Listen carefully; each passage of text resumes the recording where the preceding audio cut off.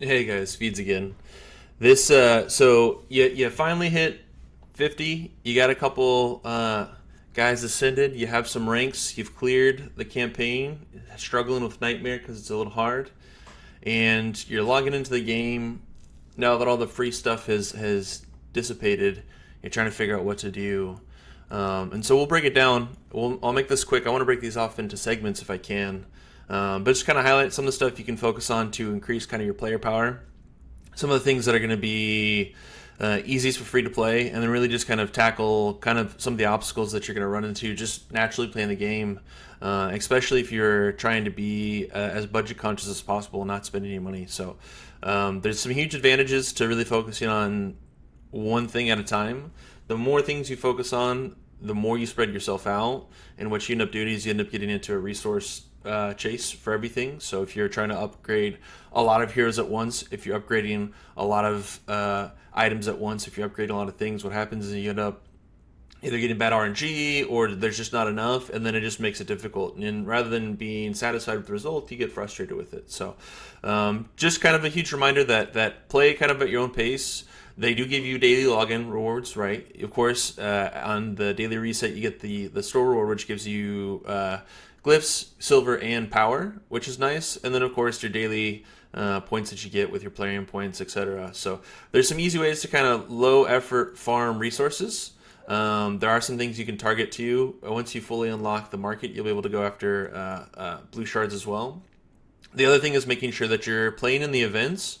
But if you're not, if you're trying to save up for a certain fusion, things like that, make sure that you're playing in smart events. Now, the cool thing is that really the fact that they left Relic Keeper and Razin and Broadmaw there is huge, simply because all of the Relic Keeper mobs you can farm. And so Relic Keeper, just so you know, was probably one of the best early game heroes you could get for arena defense. He was one of the best early game heroes for clearing. He was really good because he could do high crit, high damage, and he effectively trashed things.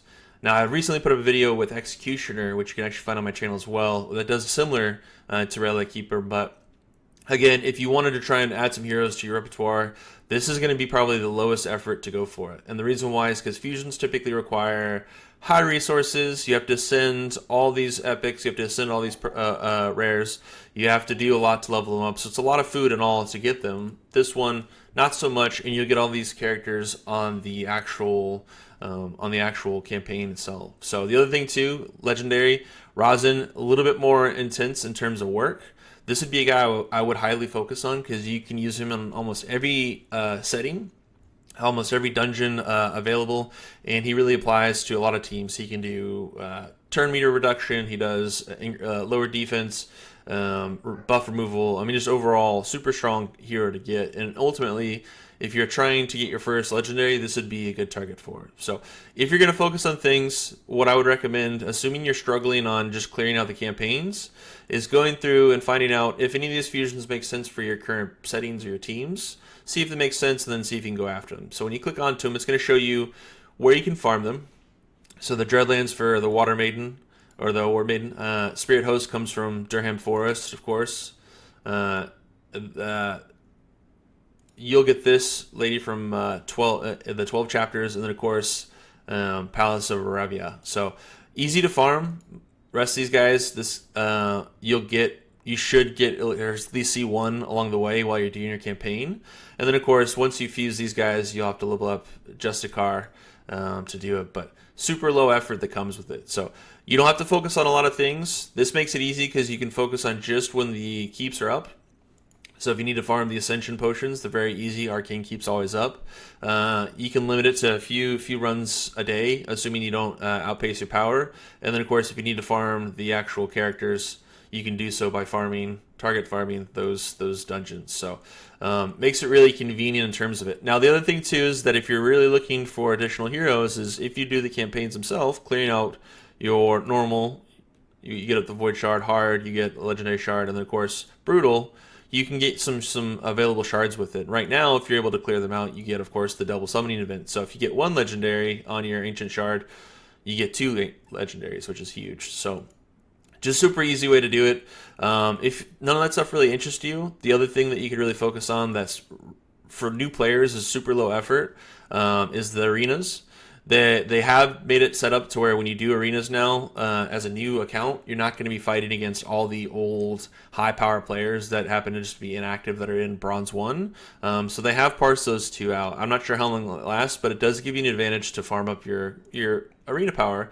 And where that really plays helpful for you is that when you go to your actual Great Hall, you can actually upgrade those attributes for it. So if you have one series or one affinity more than the other, you can focus on those things. Of course, accuracy, crit damage are going to be super important to level up. HP, if you're having issues surviving, there's a lot of different ways you can tackle it, but you can start farming those now in terms of going after those results for it. So another easy way to get easy power increases with a whole lot of effort. Of course, you get the natural arena tokens as well. So you get 15, I think, in total each day that you can use on top of whatever your daily refills are. So makes it easy. And then, of course, Clan Boss. If you're not in a clan, you're more than welcome to join mine. It's Feeding Titans. It's open to anyone to join. I kill clan bosses for some of my other friends that are in there, but it allows them to basically get in. And what you can do is, if you can do at least the easy clan boss or normal, which doesn't require a whole lot, you can actually get 2 chests. And those chests contain things like your cruel sets and silver. They contain potions and silver as well. And then, of course, if you're able to do something a little bit more challenging, like a normal or harder, you'll actually get immortal sets with it. So if you need help getting into it, you can join my clan. Like I said, it's open for anyone. If I see someone tagging a clan boss, I'll make sure to go kill it so you guys at least get the 2 boxes with it. But it gives you a lot of way to access it. So I know it was a lot of information. Hopefully it helped a little bit in terms of what you guys are chasing. If you have any other questions, comments, concerns as a new player, feel free to hit me up in the comments below, and I can try and do what I did to help you out with. Or you can hit me up on Discord. Thank you.